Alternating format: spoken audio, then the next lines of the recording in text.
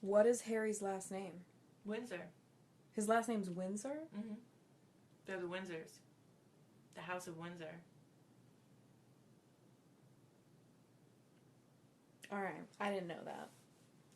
Doesn't sound like a last name. Well, Windsor is their last name. I mean, I get it now. Now I feel like a dumbass. I imagine that all of Great Britain is a mix of Harry Potter and the royal family. That everyone is like that and everywhere is like that. And I know that it's not true, and I'm an ignorant American for saying it, but I am not a traveled woman. I've never been outside the congressional U.S. I don't know. I've never been to Great Britain either. However, Ian's mom is from Great Britain, and I want to say that she is neither like Harry Potter or the royal family, but I would be lying. That's exactly what she's like. There you go. I mean, case closed. Moving on. Let's get down to it. Welcome to Obviously It's Fake the Podcast. I'm Chelsea Potts. And I'm Catherine Doherty. What? It's a podcast. Okay. So, what we're talking about this week is something kind of awesome and also kind of terrible at the same time. I mean, it's not kind of terrible, it's tragic. But weird intro, but okay. It's not untrue. So, we're talking about the conspiracies related to Princess Diana's death and kind of tying it in a little bit to the recent interview with Prince Harry and Meghan Markle. Yeah, I mean, it's not, it definitely ties in, it's like she's the new Diana. So we're talking about, there's a lot of conspiracies surrounding Princess Diana's death, and we're going to get into that for sure. But of course, that is going to be a second of a two-parter. Yes. Loosen up. I'm sorry. Loosen I'm so up. stressed. I know. You're all stressed going into it. You gotta relax. Exactly what you're saying. So today on Obviously It's Fake the Podcast, we are going to be discussing Princess Diana's life. Everything, all of the important stuff leading up to her death. And then next week in part 2, we'll kind of deep dive into some of the explanations for her death that differ from, the widely accepted facts as we know them. But before we get into everything, we are going to talk a little bit about Meghan and Harry and their CBS interview with Oprah, because it was amazing.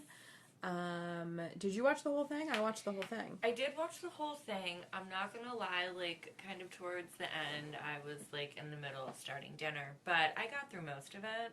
And I was as shocked as I think everyone else was. I wasn't shocked at all. They said exactly what I thought they were going to say. Not shocked, in the way that, oh, no, no, that wasn't a good example. Not shocked in the way of, But, shocked that they said it? Yeah, that she was this is happening. That there is racism within the royal family.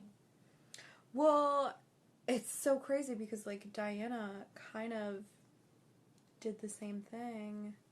Not with the racism aspect, but when she did her interview with Martin Bashir.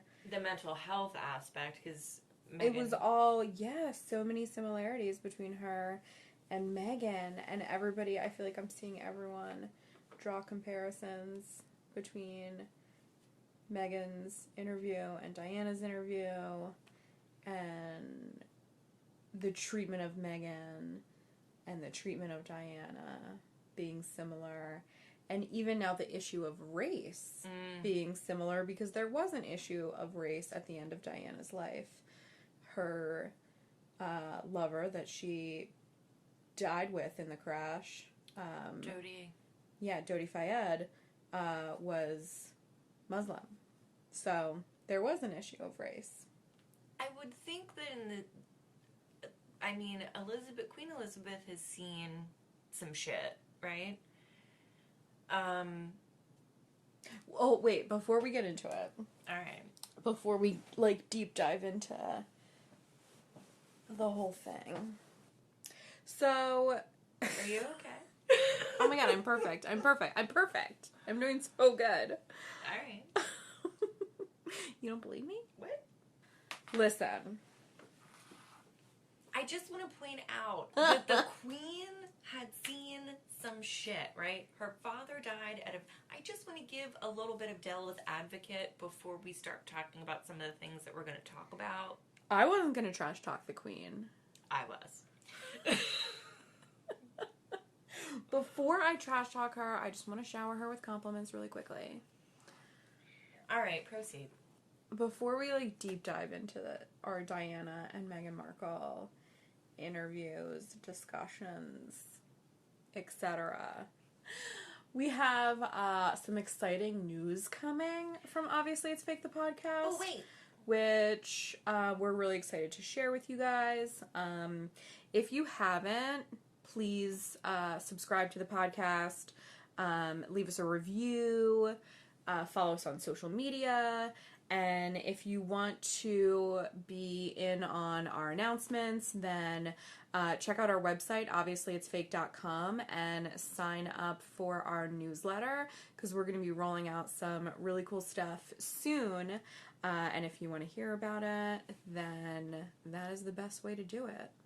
What's this here that you've got? Are you going to make an announcement? Because I want to put a drum roll on it. I just made the announcement. Damn it! That's the whole we can't announce anything further than that because it would be too many things. You know, we're not ready for all of our other announcements. I'm announcing that we have an announcement, basically, is what I'm saying. Perfect. We'll be announcing more announcements soon. Stay tuned for that announcement. Coming soon, Chelsea will perfect the sound effects finally, and they will be integrated officially into the show. Yes. We'll have canned applause, noises, canned laughter, probably sirens, dramatic music segues. Maybe some crickets? Perhaps some crickets. Perhaps. Maybe. We'll see. Oh my goodness. And speaking of podcasts. Yeah? Last week, I had mentioned Power and Consequence. And I'm definitely still listening to them. They're such a good podcast. I really highly recommend them. And also, I've been listening a lot to Eerie and Absurd recently. Yes. With it's hosted by a married couple, Wendy and Michael, and they have these sweet, cute Southern accents. Not to be. That's adorable. Not to infantilize people from the South, but it's cute. So they have a Southern drawl? Yes. Yes. And they talk about real creepy stuff with their I don't know, just something about the combination of those accents and the subject and the matter. Creepiness. I haven't listened, but I will now. It makes me so happy. What about you? I've been listening to Fat Man Beyond. Fat Man Beyond. With Kevin Smith. Love me some Kevin Smith. And he was reviewing WandaVision. He did a deep dive into WandaVision. If you haven't watched WandaVision or any of the Marvel... I've never seen WandaVision. Why are we even friends? I want to watch it. Have you seen any of the Marvel movies? Yeah. All of them? I think so. You have to see... you could skip Thor, Dark, whatever the fuck it was. Oh, have I seen all of them, every... probably not. No. Alright, we're gonna have I haven't seen all of them, but I've seen a lot of them. We're gonna need a weekend, a case of wine, and a cabin. Case of wine? What the fuck? How many people are coming with us? There's gonna be laughs and there's gonna be tears. Okay. And then you're You're going to be hooked just like you're now hooked. You're going to get hooked on the crown, too. Do you hear the ice cream man? Because there's a block of children on my street. There's like a several houses, and he'll sit there for like 20 minutes. Running the fucking music the whole time? Yeah. It's fucking awful. Well, I don't think it is. I mean, it's awful if you're trying to record a podcast, but if you're just, like, living your life, that's not that awful. I don't know. I guess if you don't want to get your kid ice cream, it is awful. You know? Because now you've got a lot of time where you have to re-explain over and over again that you're not getting any fucking ice cream. I don't look forward to that as a mother. What, like being asked for things multiple times in a row? Uh-huh. Because that annoys the bejesus out of me. I mean, it's not that bad. Tis a pet peeve of mine. Or for me to, like, have to repeat myself more than, like, a couple of times. You're gonna have to repeat yourself 1,001 times. That's, like, because, like, repetition is the cornerstone of early learning. Like, that's the reason why kids want to sing the same song and read the same book 1,000 times in a row, is because they're, like, mastering the idea of it. Got it. You know? They're building it in their minds. Yeah, they're like, that's how they learn. Okay, that makes sense.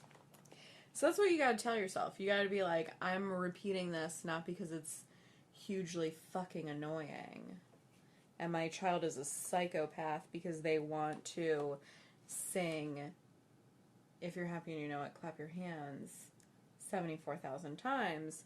I'm doing this because it's, like, helping them Learn some shit. Learn or whatever the fuck. I don't know. That's what I tell myself. All right. So we're talking about Princess Diana's life. So from the gate, right? Like, right out the gate, her family, like, she's already a lady. Princess Diana, no, she's not. Yes, she is. No, she's not. Let me correct you immediately.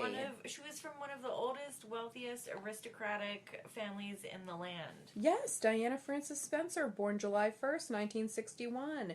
She was the fourth of 5 children, born to John Spencer, the 8th Earl of Spencer, and his first wife, Frances Ruth Roche. Bader Ginsburg. Could you imagine?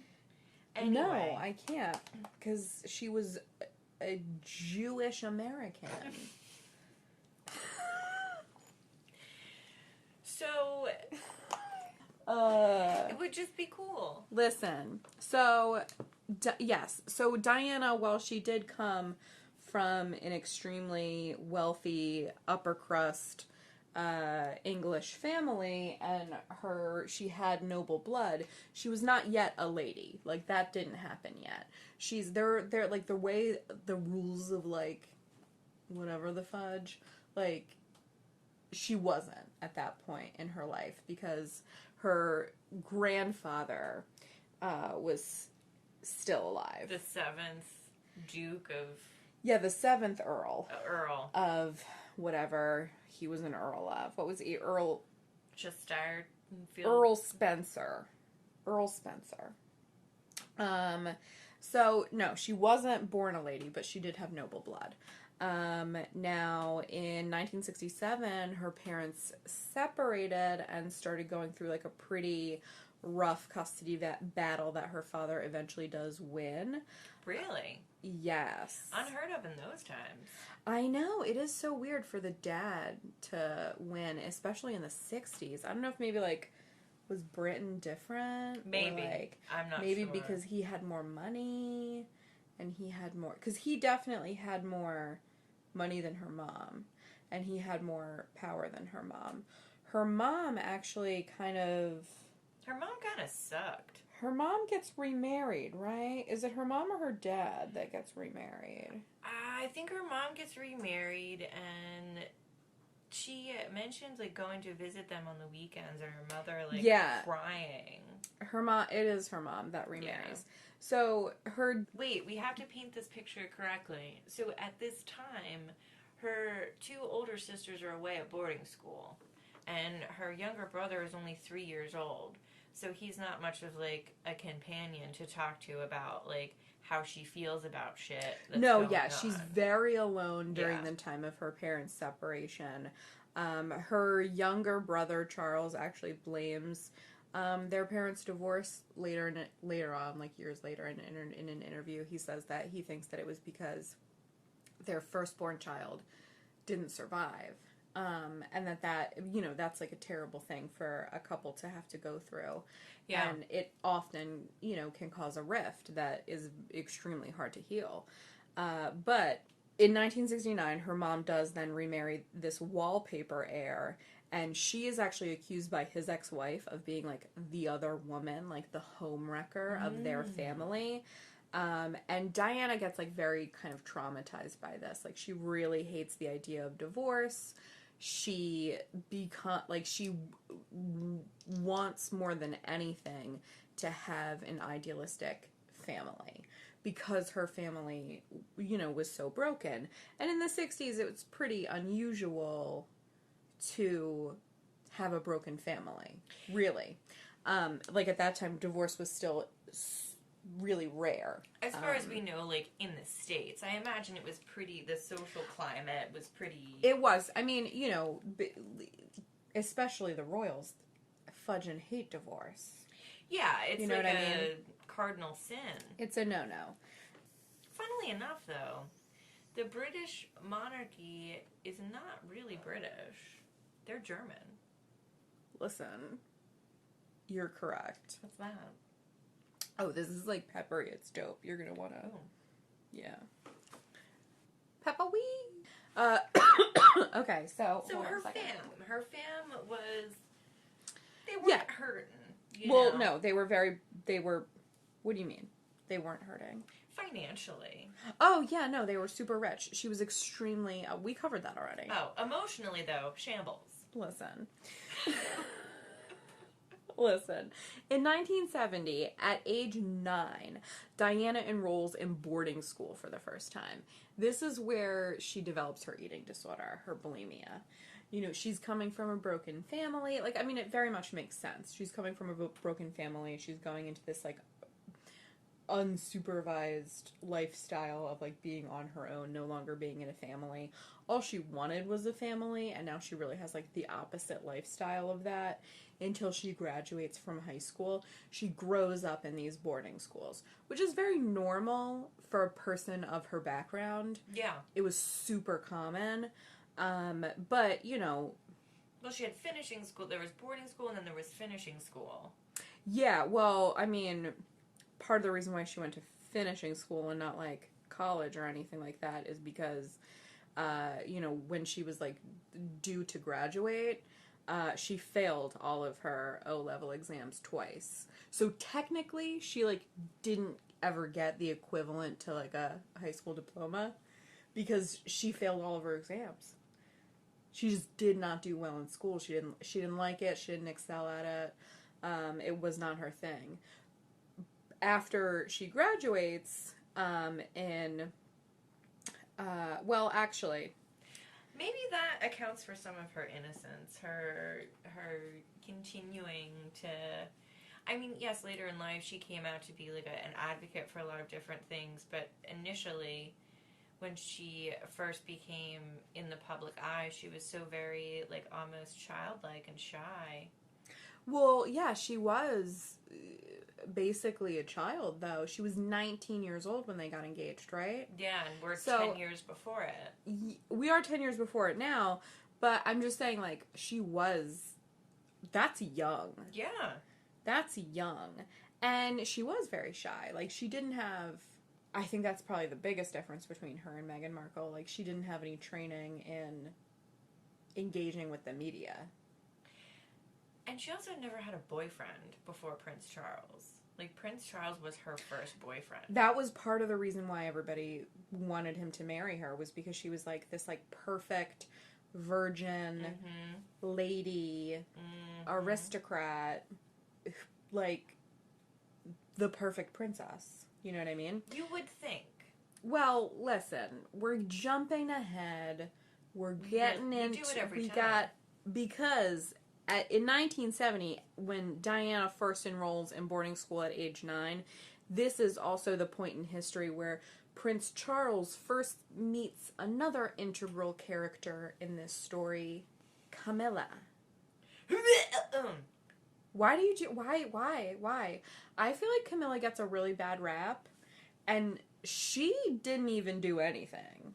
She like, really didn't. Let me take that back. Let me... Maybe she did. I don't know. We don't know. Maybe she was like, you know, maybe she did. I'm sorry, but we don't know. Two consenting adults that are in a relationship with other people, separately but together, having relations outside of that. You're talking, okay, so you're saying that because of the infidelity. Yes. She is, like, inherently a villain in this story. Because of the... But, like, listen. She's not a villain. What about the... Like, you know, you say that, but that's just because of the angle that we're looking at this from. What about fucking Rachel McAdams in The Notebook? She was committing infidelity that whole time, and you loved her. You know, she was the protagonist. I did, though.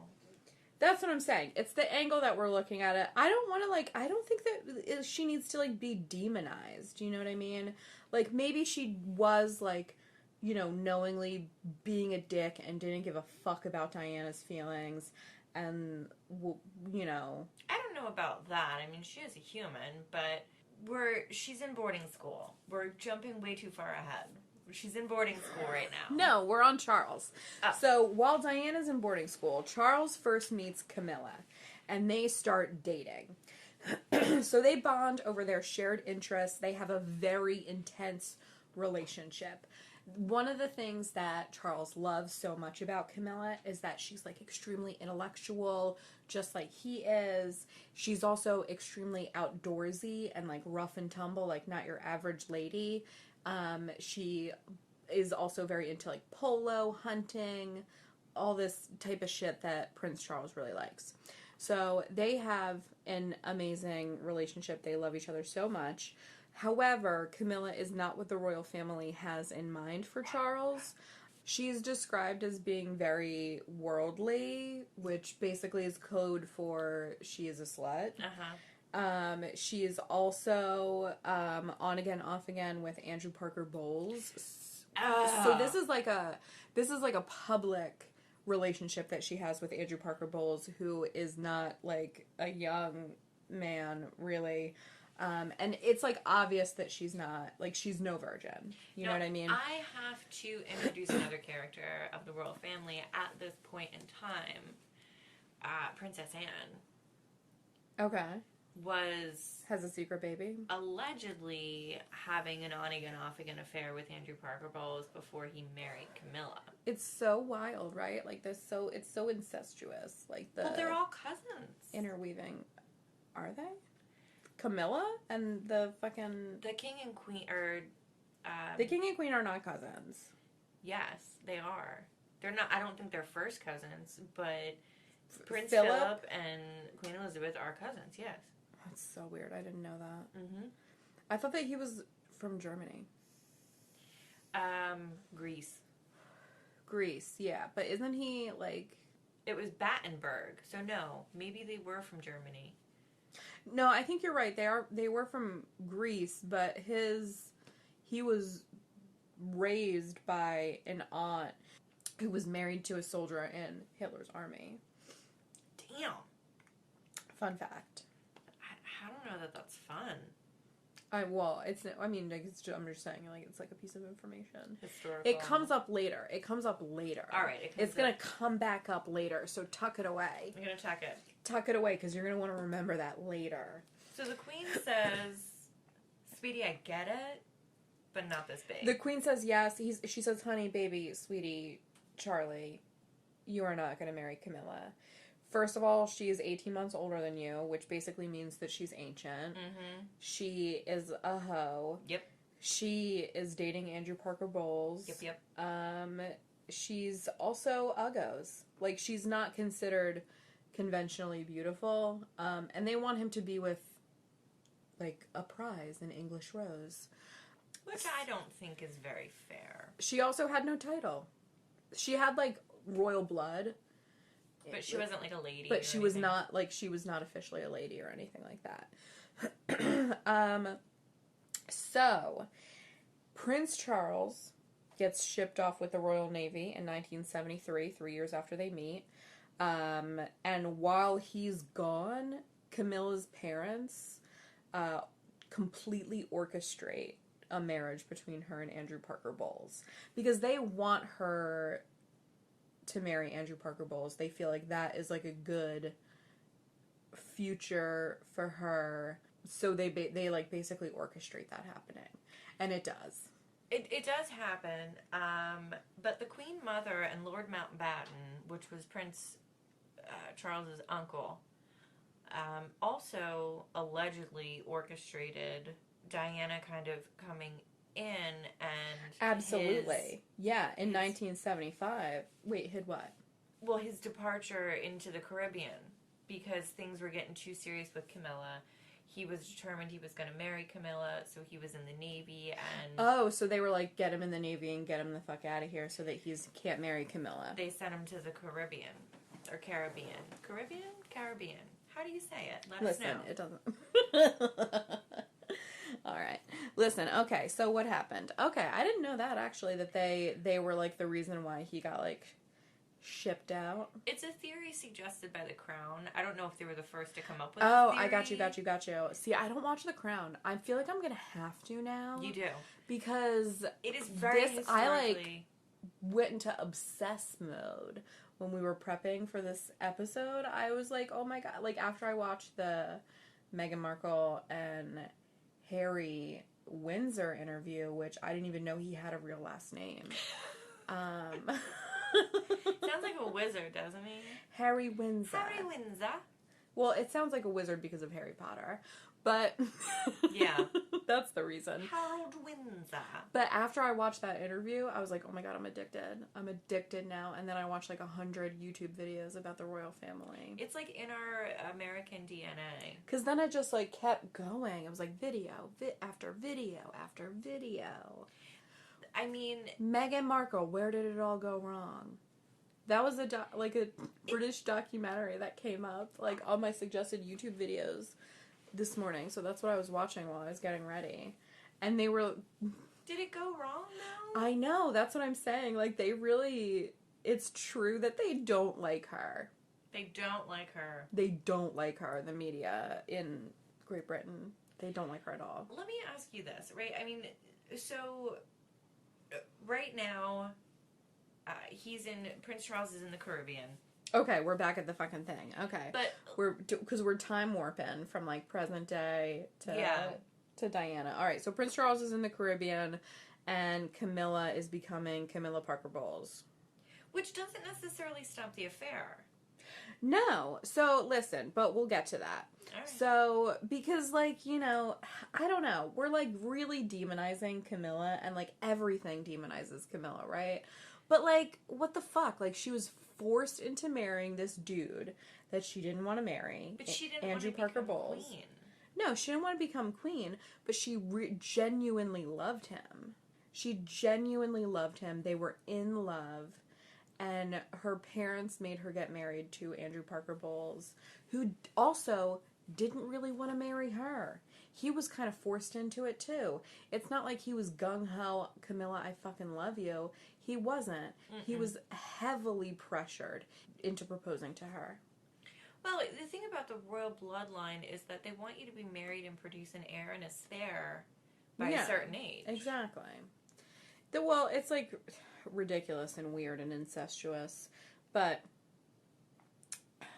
anyway, in 1975, right, so 5 years after Prince Charles and Camilla first meet, Diana's 13 years old at this point, and Jesus. I know, she's a lot younger than him. 12 years, I think. It's 12-year difference. And I think that's why it didn't work out, honestly, but we'll get there. I mean, I think it's because he was in love with this other woman. Well, you know, like, and they also didn't fucking know each other at all.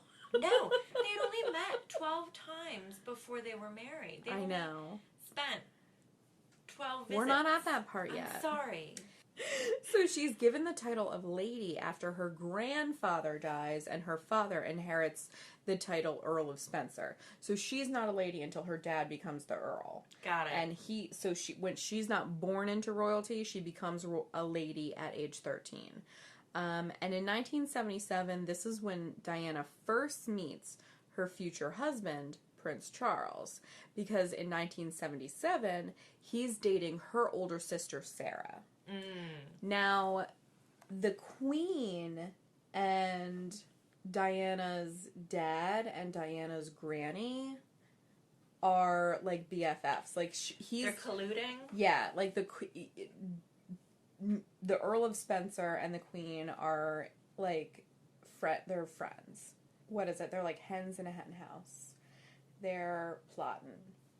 They're arranging the marriage. They're menacing, yeah. Yes. They're, like, what are they doing? What's it called? They're scheming. Yeah. They're scheming. Plotting and scheming. They're plotting and scheming. They want to, like, get the families together. But Diana's too little, obviously, at this point. Like, she's too young. So for Sarah. So they're like, Sarah, yeah, like, you fucking, like, get together with Sarah. It does not work out with Sarah, and Sarah really doesn't like the immediate attention that she gets when she's dating Prince Charles. Yeah. Because he's, like, #1 bachelor in the universe right now, so everybody's, like, very interested in who he's dating, and he's also a huge slut. Like, he's dating everybody. He's, like, throwing it around like nobody's business. He dated, I think, 20 women in the course of a year. Something like that. Yeah, he was linked to a lot of ladies. But yeah, things don't work out with Sarah. And so later, Granny and Daddy hook up with the Queen again to, like, plot to get them together with Diana. Now, in 1980, 3 years later, Diana is 18. She, after, like, graduating, but not really graduating because she flunked, she moves into a flat with her friends, and she starts working as a nanny. And during a summer weekend in the country, she meets Prince Charles. Just randomly? She catches his eye. No, I mean, they're at, like, the same party. Yeah, there was a party, and that's where they initially first met, but... Well, they met when she was a little ass kid. Like, that's the weird thing about this. Is, like, this is a dude that she...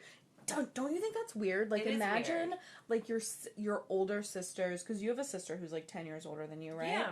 Yeah, so do I. So imagine your sister who's 10 years older than her boyfriend that you remember meeting as a child, and then a few years later, like, as soon as you're legal, you're having sex with that guy. That's weird. Exactly. That's so weird. It's weird. And that was only, like, 30, 40 years ago. I mean, but it probably felt weird for Diana. But, you know, whatever. He was a prince, and she had, like, these, like, delusions of... Oh, yeah. This, like, perfect family that, like, it was going to be, like, so beautiful and amazing. And it's because she was, you know, young. She was a fucking kid. I mean, the wedding dress, you know what I mean? Look at that thing. Yeah, it was ridiculous. It's literally like a Cinderella ball gown, and it was the style at the time, of course, with the poof and all of that, but it is the longest train in royal history. Facts. 25 feet. I think it took like 4 flower girls to carry it for her. I think it had to be put in a separate car. Like, I don't know. That thing was huge. How would it be put in a separate car? Maybe it came than off. her? It had to have come off. You can't bustle a 25-foot train. I'm sorry, but that ain't happening, sister.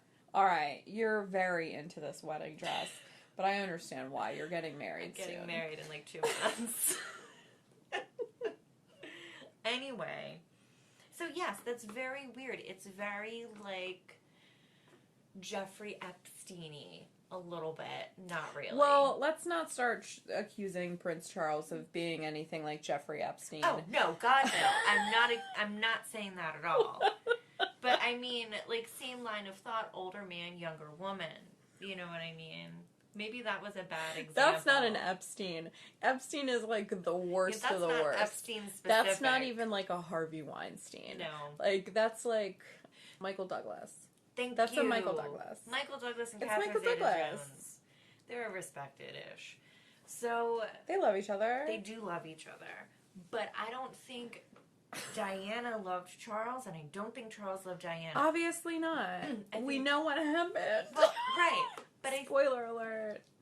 It doesn't work out.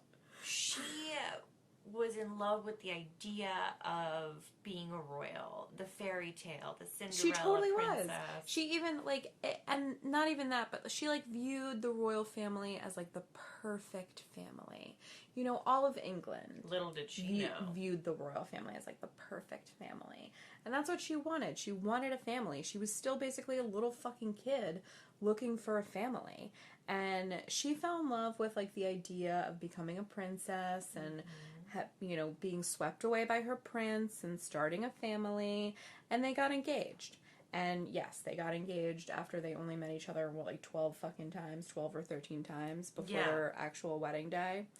It's a little fast for me. Yeah. He has that, like, terrible quote when they get engaged. God. Where he's like, they're like, are you in love? And he's like, whatever love means. Yeah. Diana's like, of course. And he goes, whatever that means. Or no, whatever in love means. And, like... Well, because they were basically going into an arranged marriage. Yeah. He was trying to be, like, fucking smart or, like, deep or, like, aloof or whatever, like, philosophical. And it was, like, not the right time. And he wasn't in love with her. He wasn't. He, like, hoped that someday he would grow to love her. You know what I mean? Like, that's what he hoped. Because that's what happened to his parents. I think that he started to love her after she died. It's too late, asshat. Right, but love her in the sense of, like, this is the mother of my children. I need to do everything to, like, protect her memory. So I think that, I mean, you hear a lot. Because they go through, you know, we're jumping ahead. I know. Way ahead. I'm sorry. I need to stay on track. But, like, you know, you hear a lot about, like, the War of the Waleses and, like, them fighting with each other in the tabloids and, like, you know, all of that stuff. But they were always, like, a very united and devoted parental pair. They had, like, very similar ideals for how they wanted to raise William and Harry in a much more loving and family way than either of them were raised. Because neither of them had it. No, and they were very, very much, like, in unison on that belief. And he always has been complimentary of her motherhood skills. Yeah, and I think that, I mean, for Prince Charles, he wanted a wife that would replace the mother he never had. And Diana wasn't that woman. That was who Camilla was, or is. Like a mommy figure for him. Not just the nurturing aspect of it. I mean, it's a mommy figure, yeah. And Diana never had that. She wanted that from her husband. She wanted her husband to love her.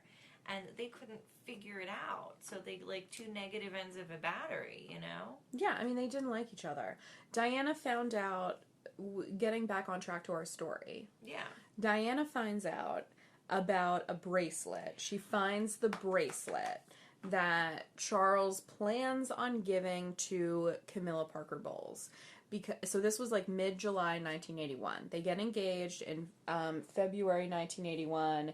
He makes that fucking horrible joke. And then mid-July 1981, she finds this bracelet. And it says like G and F on it, which are for Camilla.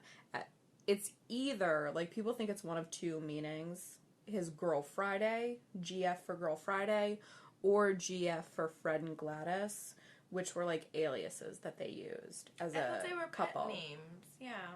Gladys and Fred. Yeah. Yeah. I think it's that. Well, whatever. All right. It doesn't matter. That's yeah, it could my be vote. either thing. That's my vote. Whatever. Yeah, it's fine. Gladys and Fred. And... How could you not be heartbroken if your husband had he's that? not just, her like, husband yet. Oh. And she, like, barely fucking knows him. But if he just has that sitting in his desk, if Tom had something to give to an ex-girlfriend sitting on his desk, I would tell him to take his pants off and bend over, because guess where this is about to go? Where? Up his ass. All right. I just wanted to clarify for our audience. Exactly. I apologize. But why didn't Diana do that? I guess she couldn't because he was the Prince of Wales. I mean, I don't know that like a lot of people would get aggressive. Like, yeah, I mean, what you're describing is like forced sodomy. Like, you're talking about raping him.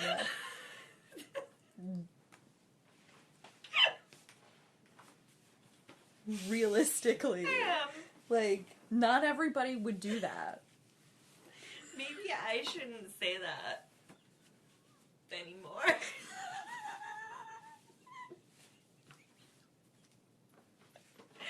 I don't know, maybe, you know, I'm not like trying to judge you. I'm just... Hey. I would never force sodomy on anybody. Oh, that's awful. Let's edit all of that out. I'm keeping that in. I know you will. I am keeping that in. All right. So, why couldn't she, like, slap him or something? Well, she did get very mad. She was super pissed, and she confronted him about it. She was like, this is not... Like, I think that he kind of thought, going into it, that, like, she knew that this was a marriage of convenience. And that, like, this was, like, I think going into it, he thought, like, well, we'll just, like, have, like, an arrangement or, like, whatever. Or, like, maybe, like, eventually we'll fall in love, whatever. But, like, he had a girlfriend. Yeah, he had a side piece. Yeah, I mean, he wasn't allowed to, like, be with her, but... Diana was literally his work wife. Yeah, basically. And she was like, no, that's not how I'm doing this. Like... That's not my fantasy of being a princess. That's not that's not my narrative. And he promises her that, you know, he'll stop seeing Camilla. Please. And she's having cold feet, and she tells her sisters this, Diana. And they were basically like, babe, it's too late for you to back out. Like, you're about to be the princess. Yeah. Like, we can't... What is she? She said, like, your name's already on the tea towels. You can't... Yeah. You can't quit now.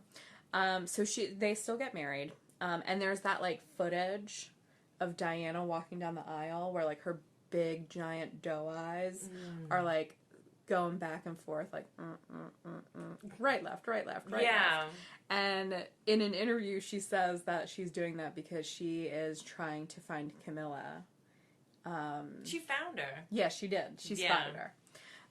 But, like, that is just, like, I didn't realize that. There was so much stuff that, like, I didn't realize before this episode. Scandal. It's like, I know, it's like a fucking soap opera. It's like, ooh, what? I know. Gasp.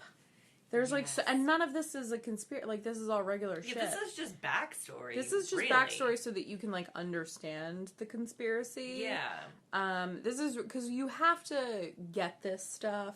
We're not just telling you this because it's like a fun soap opera. You have these are the points that you kind of have to know in order to decide what you think is the most plausible explanation for her death.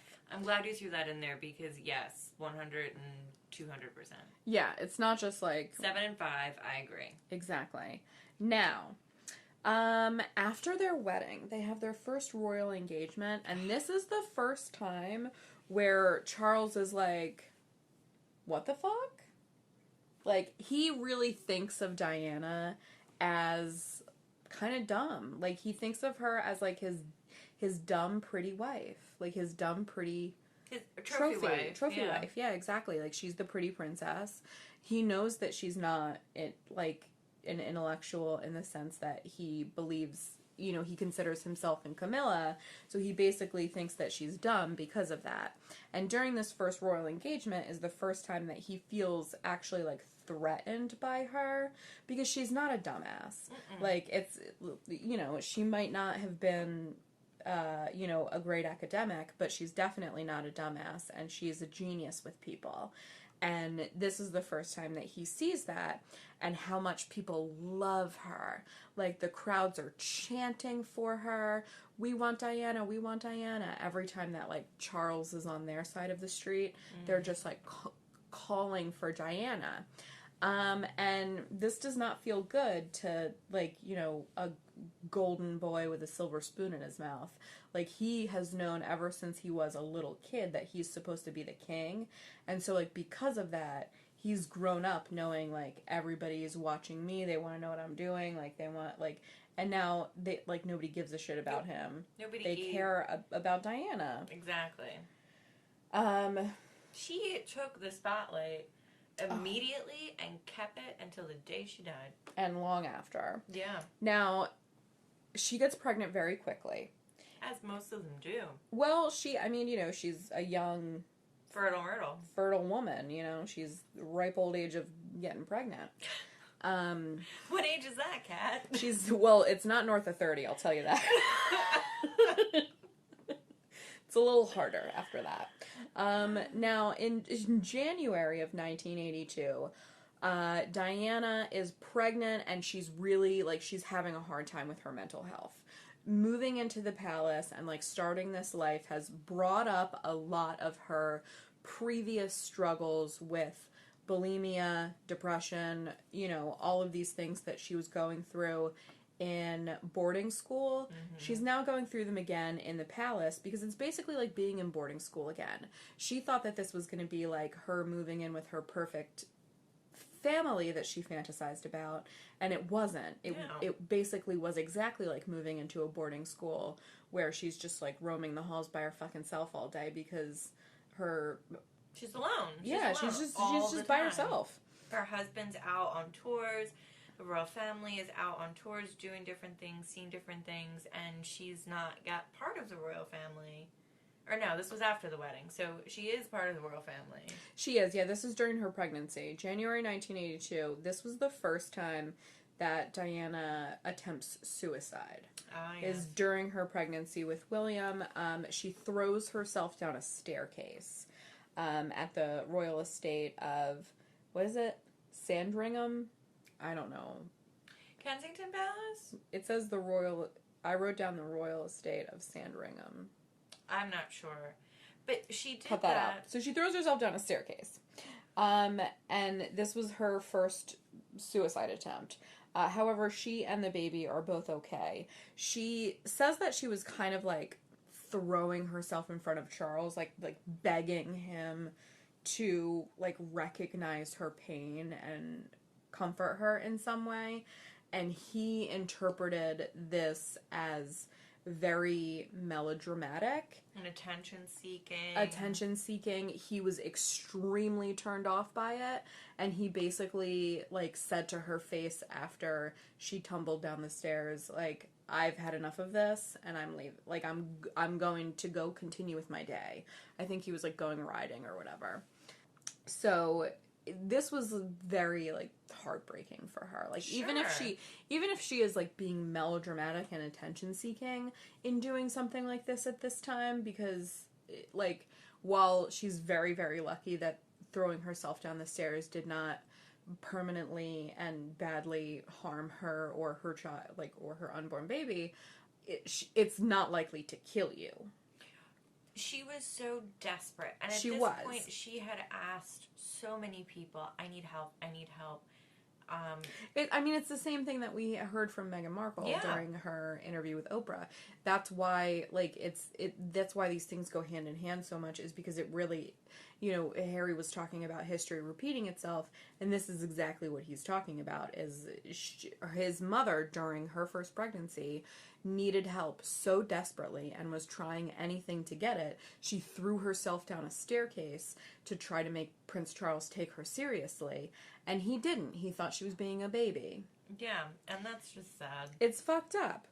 Now, Prince William is born a healthy baby boy. In a hospital, not the... I wouldn't want to jam with that either. I don't blame her. And Diana suffers from postpartum depression after William is born. Of course. As many women do, and especially a woman who's going through struggles like this prior to giving birth to her baby.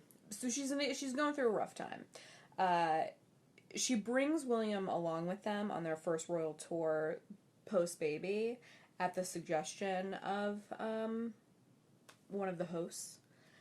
And this way they can like stay a little longer, without having to be like away from the baby.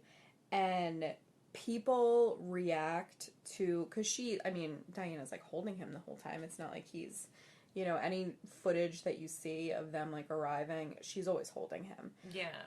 And not that there weren't nannies. Of course there were nannies. But she was a very like natural mother. She loved her baby. She loved being with her baby.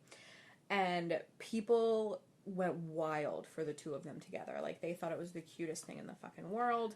He is an adorable baby, an adorable child. They reacted to Diana and little baby Prince William like they were the fucking Beatles, basically. Yeah. And ignored Prince Charles. And this was the second time that Prince Charles was like, hey guys, this really fucking sucks. He's, the whole royal family is basically upset at the fact that the world is more enamored with Diana and her baby than the next king, essentially. Yeah, and I think too, the royal family, even before Prince William was born, the royal family was having issues. You know what I mean? They needed a win, and they felt that Diana and Charles being together. Yeah, it was supposed to be that win. And it didn't happen. Now, Harry is born in 1984, and Charles is openly disappointed that he's not only a boy, but he has red hair, which is a Spencer family trait. He says that he was, like, trying to be funny, but Diana took it very seriously, and was extremely upset by this. And this is the point where the two of them just like completely start living separately within the palace. Yeah. They're sleeping in separate rooms. Like they're still together, obviously, but they're basically not. Like they've separated from each other within the palace. Her bulimia gets a lot worse after Harry's born, and by 1986, she starts her own affair with her riding instructor, James Hewitt. A lot of people suggest that like James Hewitt might be Harry's father, but she didn't meet him until Harry was 2 years old. See, I had thought that as well, because I personally don't think Harry looks anything like his father whatsoever. He looks like his mother. Yeah. And he looks like his mother's family. Oop. And his brother looks like exactly, and so does his brother looks like the Queen, yeah. William looks like the Queen. What is his son's, Prince William's son? Anyway, he looks exactly like he did when he was little. So I think he's going to look like the father, Prince Charles. There's so many of them. Like, I know. And then they take on different names when they take different titles. It's ridiculous. Like, get over it. Just have your one name. Exactly. God. But yeah. So yeah, her bulimia gets worse. She starts having an affair. But then he's a German soldier, right? Who's a German soldier? The riding instructor. Oh, yeah. Word. Got you. Yeah. And he conveniently got sent off to... So I don't know if there was a war. Yeah, hella conveniently, yes. Yeah. He did get sent... yeah, it basically kind of seemed like they were like, get him the fuck out of here. Yeah. Same thing they did with Charles and Camilla. Well... But years earlier, yes. Exactly. Mm-hmm. Exactly. So, they had... What did they have? They both had affairs. I mean... They did. They were the worst. They were dicks to each other. Well, I think at this point, when, like, Diana starts having her affair with James Hewitt, she, like, comes to terms with the idea of them having a marriage of convenience for their children, and for appearances. Yeah. Like, at this point, she's like, this is fine. Like, I'm okay with it. But that's however... Charles wanted that all along, because he only had an affair with Camilla. But she had a few... She had a few loves. Yeah. She had a few loves. She had some oats to sow. Well, she had 2 affairs. She only had 2 affairs, technically. Yeah. She had the affair with James Hewitt, and then she had the affair with, like, her, like, old school romance, like her childhood friend. They, like, got to... I forget what that dude's name is, but it was the Squidgy Gate guy. Ah, Squidgy Gate. Yeah, so we'll get to that. All but right. before Squidgy Gate, in February of 1989, this is, like, Diana's moment. This is where she's like, I'm a fucking badass. Fuck Camilla. Like, I'm feeling myself now because I got some new dick. And, like, fuck you. Yeah. Fuck you. I'm not like a dumb little idiot. I'm not a dumb little girl. Right. You know. But Camilla's older than her. She's 12 years older than her, Yeah. at least. Probably more like 13. So in February 1989, Diana confronts Camilla at a party, and she says, and I quote, I obviously am in the way, and it must be hell for both of you. But I do know what is going on. Don't treat me like an idiot. And so she says this in front of a lot of people.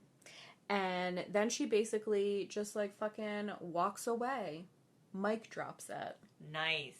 Yeah, Diana says later that she felt like this was, like, her moment to be a badass, basically. Like, she did say that she felt like it was her moment, but I added the badass part. I don't think she would say badass. She wouldn't. I'm telling you, I added it. So Charles is furious about this. Of course. They have a huge blowout, and it's really at this point that Diana realizes that, like, there's not ever going to be any saving this relationship. Mm-hmm. Because she's still, like, she very, you know, she kind of had, like... She still wanted to make it work. Yeah, she had hope. She wanted to make it work. She wanted it to work out because of William and Harry. Yeah. She hated being a child of divorce. And she didn't want to do that to William and Harry. But when, you know, if somebody's gonna very obviously... Yeah, blatantly. Like, you know... And it wasn't, like... Even the royal family was okay with it as long as it wasn't in the spotlight. As long as your affair was kept quiet, you could do it. Yeah, but, I mean... they didn't like it. They did a lot of shit to get... Like, So, moving right along, she fucking rekindles her romance with the fucking... High school guy? Yeah, the dude from high school, or whatever it's called when you're in England. And Squidgygate, basically, what Squidgygate is, for those of our listeners who may not know, is Squidgygate is a recording, like an audio phone, like a phone recording, that was taken of Diana talking to her boyfriend, and he, like, affectionately calls her Squidgy. Which is adorable. It's super cute, but her phone lines were being tapped. That's not okay. Yeah. And, like, sure, you know, I mean, obviously somebody inside of they wanted to the know. Institution, the establishment, was feeding information to the press. RF. You know, obviously somebody inside of the institution is feeding this information to the press. And it may or may not be Charles, but the same shit happens to him when we have Tampaxgate. Oh, God. When I heard what he said... I fucking love Tampaxgate. This is the best thing that's ever happened. When I heard that, I was like, ew. Like, so that's not even a little bit romantic. It's so romantic. No. So Tampaxgate, for those of our listeners who may not know, is similar to Squidgygate, a recorded phone conversation between Charles and Camilla, where he tells her that he wants to be with her so badly that he would like to be her tampon. He would like to be a tampon inside of her body. if anybody ever said that to me, I would say, oh, why? I think that the technical term for that, like, people who are into that, they identify as sharks. Well, that's not ironic at all. Isn't That's that funny? Essentially what I would think that they would identify as a group, as a culture, as a 'Cause community. Yeah. You get it. Yeah, I get it. Should I explain No, it? Should I over-explain it? You can Google it, I think, is where we're going to leave that.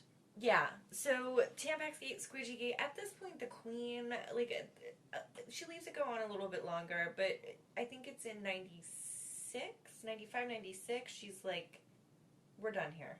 Well, it's in 96 that the Queen says we're done here, because in 95, Diana gives her famous tell-all interview with Martin Bashir.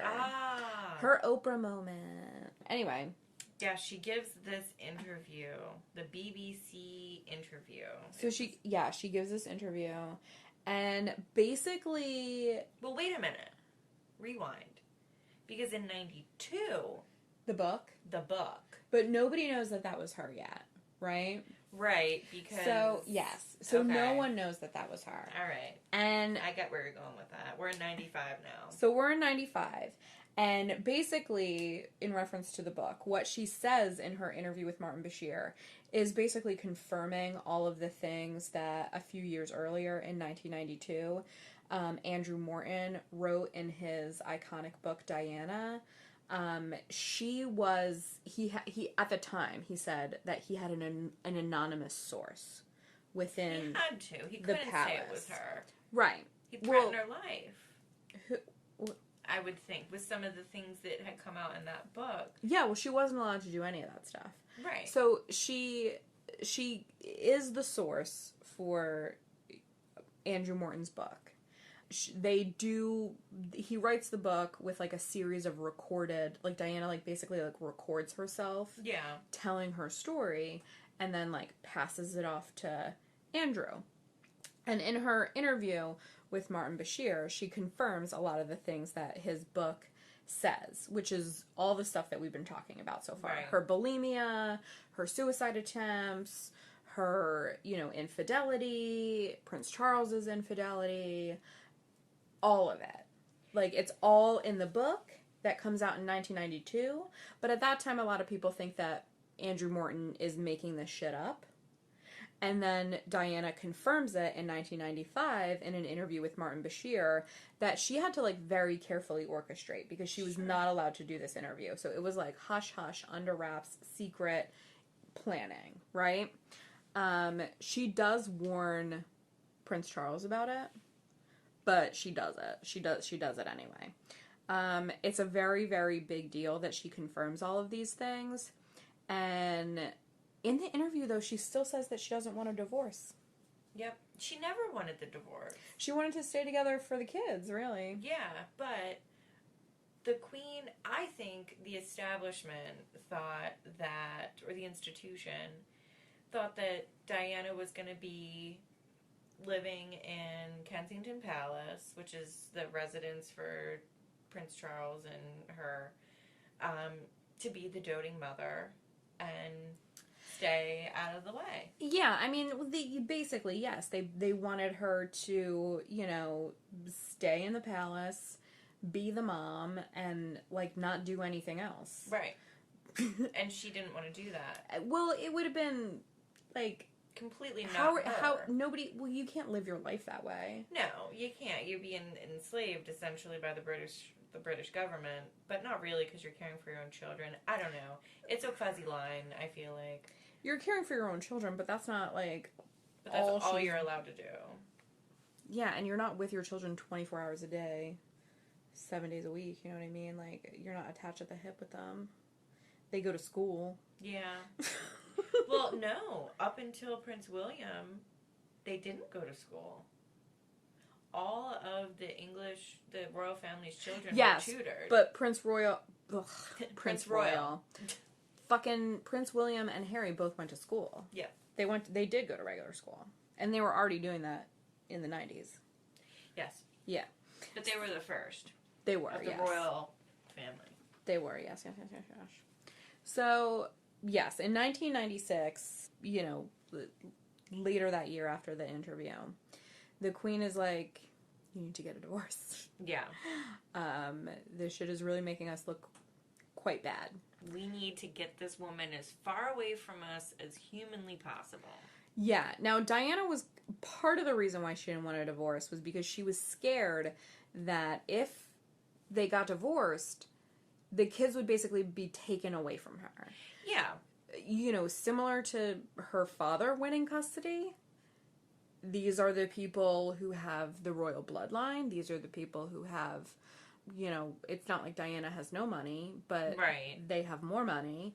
They've got the institution behind them. Exactly. So she feels like, if I get a divorce, am I never going to see my children ever again? That's not what happens. However, they get the divorce, and Diana still lives within the palace. She maintains a residence in Kensington Palace, and she sees the children on like alternating holidays and shit, like a regular divorced couple would. Yeah. She loses her title of, Her Royal Highness, but she will technically always be a princess. Like, she will always be Princess of Wales, technically. They wanted to reinstate her title, the royal family did. After her death, yes, but the Spencer family declined. Yeah. They didn't need it. They said Diana didn't need it, because she didn't give a shit about it. No. She gets a lump sum, like a lump divorce settlement of about $35 million. Holy. And then she also gets an annual sum to maintain her, office as mother of William and Harry. And she gets to keep the jewels. Ooh, that's nice. So she's doing pretty good. And, to tie this into Meghan and Harry, she leaves all of this shit in her will to her children. And it's separate from their royal wealth. Yeah. I don't know if you know anything about how, your income works when you're a British royal. But basically, their wealth comes from three sources. It comes from, any personal inheritance that they might have. Right. It comes from, the money that they make off of their properties. And they have two sets of properties. They have, properties that they personally own, that they make money off of annually with, rentals and, some of them are, public spaces, so public using them, people renting them out, whatever. Yeah. And then there's all of the property that they own in accordance with the state, basically. The way that it works is their royal bloodline owns all of this property, all of this land within England, and so they can literally do whatever they want with it. Well, so technically they gave the land to England in exchange for a stipend, a cost of living stipend. I see. So they said, okay, we own all of this land. We're not going to request that you buy it from us for, some obscene amount of money. One lump sum, we're just going to give it to you. We're going to give it to the country, to the government. And then, but you guys are going to pay us rent in the form of taxes. So the royal family taxes everyone else. And that's how they make their money. Yes. In one way. That's one way that they make their money, but that money is only reserved for working members of the royal family. And it's only, so it's reserved for the queen and then the main fucking working members of the family. So the other people that go on royal tours and that's what they spend their life doing. The people who are not allowed to hold regular jobs. Because it's a conflict of interest for you to be holding that position within the royal family and then also working a regular job. Yeah, that makes sense.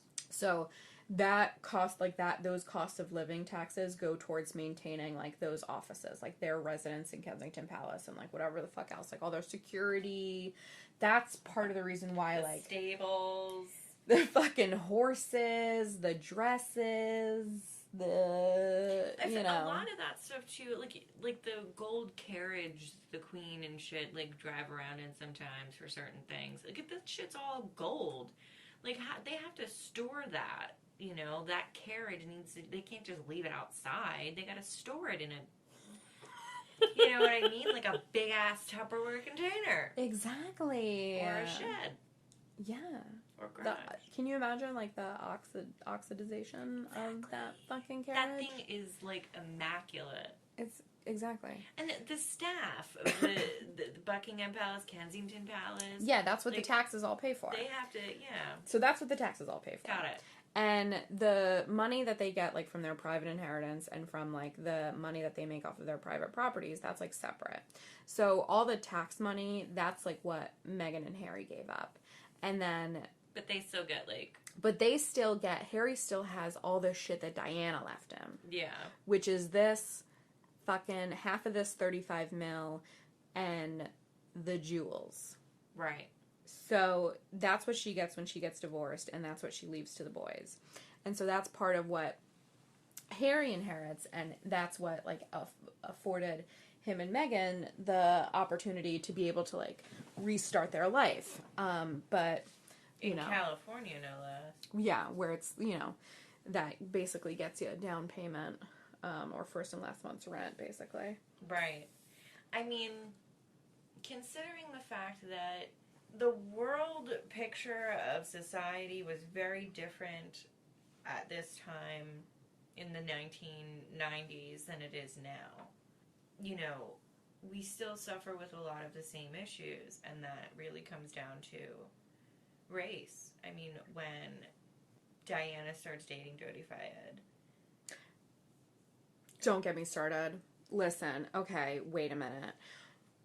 Right after they get divorced in 96, right? This is kind of like, so 1996 to 1997, this is, you know, the last chapter of Diana's life. Mm-hmm. She's a divorced woman. She's a single mom. She's out here living life, still living in the palace, whatever. It's not a big deal. She's, like, independent anyway. But she's still working. She's still doing her charities. She's still trying to help people. She's a humanitarian.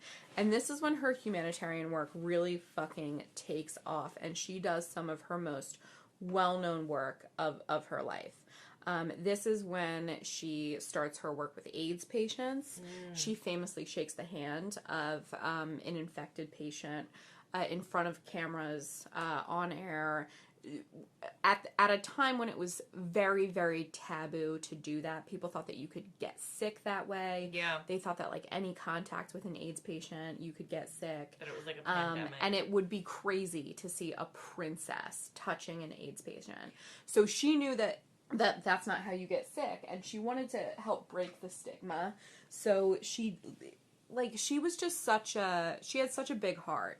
She very, like, without any hesitation, just did whatever she could, made any gesture that she could to humanize people in these situations.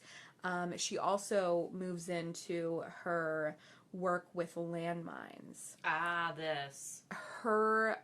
She, like, worked tirelessly to end the use of landmines. Yeah, so the landmines were predominantly manufactured by the British. Like, the British royal family had stock in... Well, the military-industrial complex definitely had an issue with her stopping... That's what it was. The production. The British military manufacturing. Yeah, the landmines. It was an issue. And she actually, the work that she did towards the international ban on landmines, her campaign for that won the Nobel Peace Prize later that year after she died, and it went into international law. So she was successful in that. Yeah, the British arms industry was responsible for manufacturing the landmines. Mm-hmm. So, of course, the royal family was like, hey, what the fuck? Yeah, so she's definitely, like, causing some fuss. She's causing the shit pot. Yeah, she's stirring the shit pot for sure. She's like touching people with AIDS. She's like hugging and kissing black children. Just the thought of her, and I think they made her a saint. What? Yeah, I believe. Like the Catholic Church? Maybe. I don't know. I don't know. Fact check that. I have no idea. I'm not sure either. But she was just love and light, and she just wanted to help everybody. She was. And during this time, she was also dating Hasnat Khan. Dr. Hasnat Khan. He is a heart surgeon, and she meets him while she's visiting a friend in the hospital. She falls totally fucking in love with him. She's like obsessed. Again. He's so regular looking. Like, I'm not trying to say that he's ugly or anything like that, but she's gorgeous. Yeah, she's so pretty. Like, the universe is obsessed with her. Mm-hmm.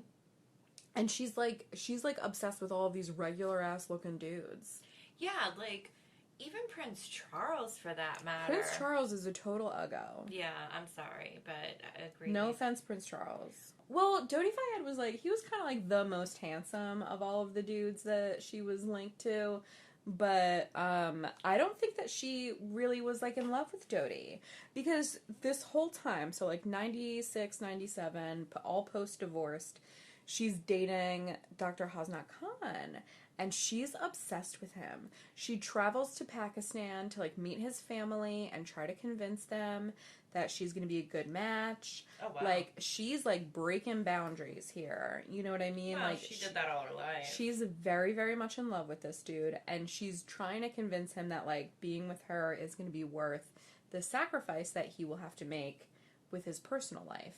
But seems very uncomfortable with the attention that he gets from dating Diana. Like, straight away, very uncomfortable with it. Okay, yes. Because I'm trying to think, when did she date him? But there must have been very close. She dated him, like, the whole time. It was, like, basically, Dodi Fayed was her rebound. Ah. That's the thing. That's, like, why I don't believe that she was, like, in love with Dodi Fayed.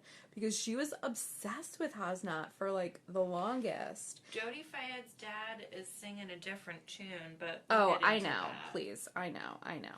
He's sad. He's a sad man. His son died. Well, yeah. But, anyway, Dr. Khan, she introduces her sons to him. Oh. She really, like, wants to be with this dude. He doesn't want to. Diana's close friends all say that like, Dodi, who she started dating, like, immediately after her and Hasnat broke up, that, like, she was kind of being, like, almost, like, immature and, like, ridiculous because she was, like, trying to, like, get Hasnat's attention. I see. Like, she got a lot of attention when she was on the yacht. Yeah, the like kisses pictures came out of them on the yacht together kissing. Her and Dodi Fayed on the yacht kissing.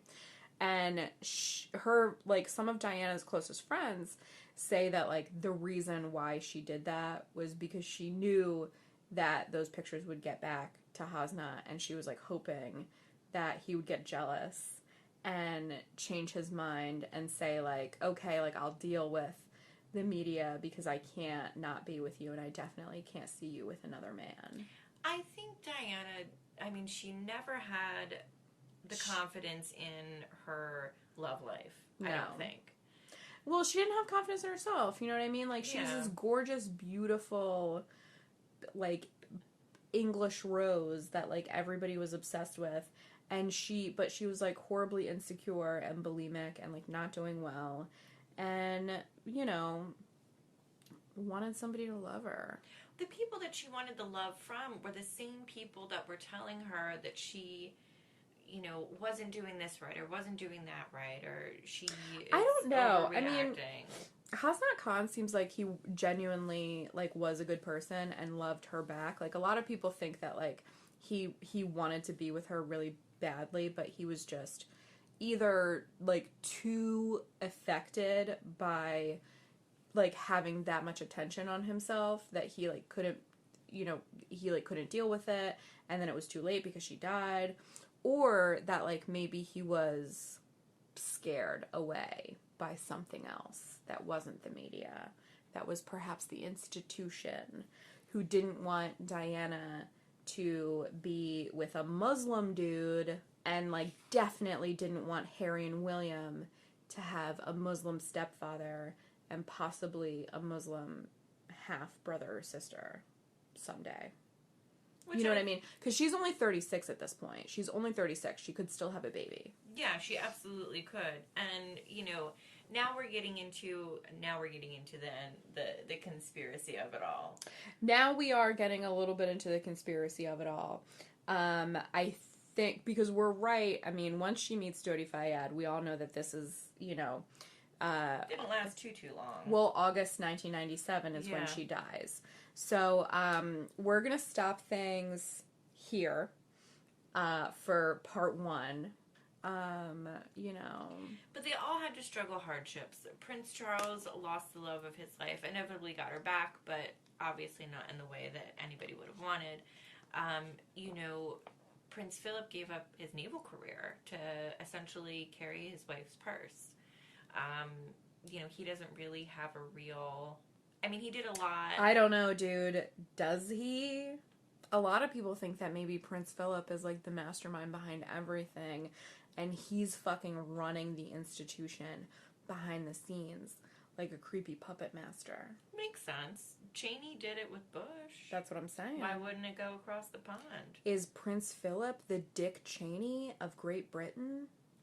Find out next week on Obviously It's Fake, the podcast.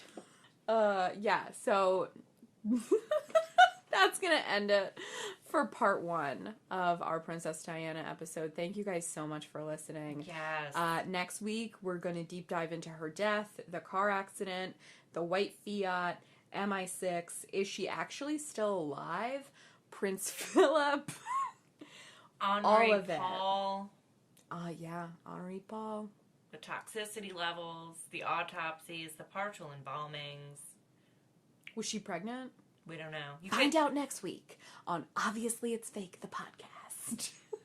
Remember to like, rate, share, and subscribe. Yes, please. Thank you so much. Please subscribe to the podcast. Please rate us. Give us a good review. Please us.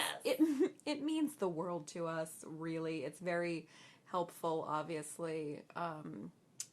And, you know, follow us on social media, because like we said earlier in the episode, we have some cool announcements coming soon that we're very excited to share with you guys.